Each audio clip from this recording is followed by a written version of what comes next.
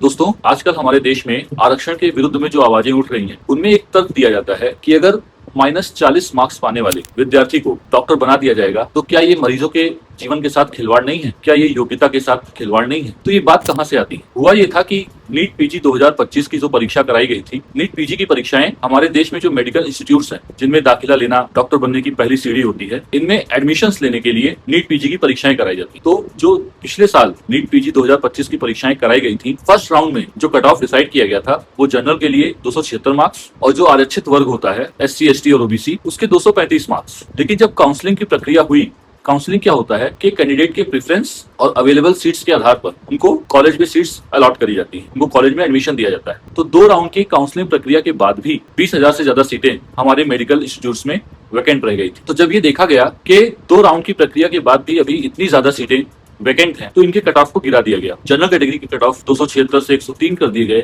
और SC ST और OBC के कट ऑफ को 0 कर दिया गया। -40 मार्क्स में भी काउंसलिंग के लिए अलाउ कर दिया गया, यानी योग्यता के स्तर को बिल्कुल गिरा दिया गया। ऐसा जरूरी नहीं है कि अगर आप कट ऑफ के लिए अलाउ कर दिए जाएं तो आपको सीट्स मिल ही जाएं या आप डॉक्टर बन ही जाएं, लेकिन ये भी जरूरी नहीं है कि आपको सीट्स ना मिले या आप डॉक्टर ना बने। हाँ, आपकी ट्रेनिंग होती है डॉक्टर बनने के लिए, लेकिन आप सोचिए एक जो गरीब वर्ग का छात्र था, अगर उसके मार्क्स आए भी थे, अगर उसने एग्जाम में क्वेश्चन का आंसर सही दिया भी था, तो उसको ये सीट्स ना देकर के जो हमारे कॉन्स्टिट्यूशन में SC ST और OBC को 50% आरक्षण दिए गए हैं, सिर्फ उन सीटों को भरने के लिए योग्यता के सभी पैमानों को ध्वस्त कर दिया जाता है और क्वालिटी के साथ समझौता किया जाता है। होता क्या है कि हमें 50% सीटें SC ST और OBC से भरनी होती है और 50% सीटें योग्यता के आधार पर होती है। तो इन 50% सीटों का क्या कोई मेरिट का बेस नहीं होना चाहिए? क्या इनके कोई मिनिमम मार्क्स नहीं होने चाहिए? होना ये चाहिए कि इनका एक मिनिमम मार्क्स डिसाइड किया जाए। पहली बात तो ये 50% सीटें ही ज्यादा है, मेरिट को और सीटें दी जानी चाहिए। रिजर्वेशन रिफॉर्म्स में इन्हीं पे बात होनी चाहिए। लेकिन चलिए, अगर कुछ सीटों को आरक्षित करा गया है, मान लीजिए कुछ परसेंटेज दिया गया है,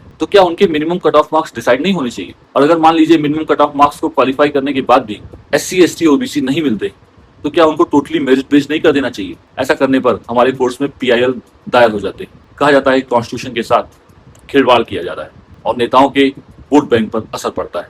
हमारा देश मेडिकल के क्षेत्र में कैसे आगे बढ़ सकता है? क्या सिर्फ वोट बैंक की राजनीति ही चलती रहेगी? इस मामले के खिलाफ इलाहाबाद हाईकोर्ट में PIL दायर किया गया था। इलाहाबाद हाईकोर्ट ने इस PIL को खारिज कर दिया, ये हवाला देते हुए कि जो पॉलिसी बन चुकी है और जिनको कॉन्स्टिट्यूशनल मैंडेट मिल चुका है, उसमें जुडिशियल इंटरवेंशन नहीं किया जा सकता। हमारा एक जो न्यायालय है, उसका कार्य होता है कि देश को सही दिशा दिखाना, देश को सही नीति के साथ आगे बढ़ाना। क्या हमारे कोर्ट्स के द्वारा सही काम किया जा रहा है? क्या इस बारे में विचार करके रिजर्वेशन रिफॉर्म्स को शुरू नहीं करना चाहिए? क्या रिजर्वेशन की समीक्षा नहीं की जानी चाहिए?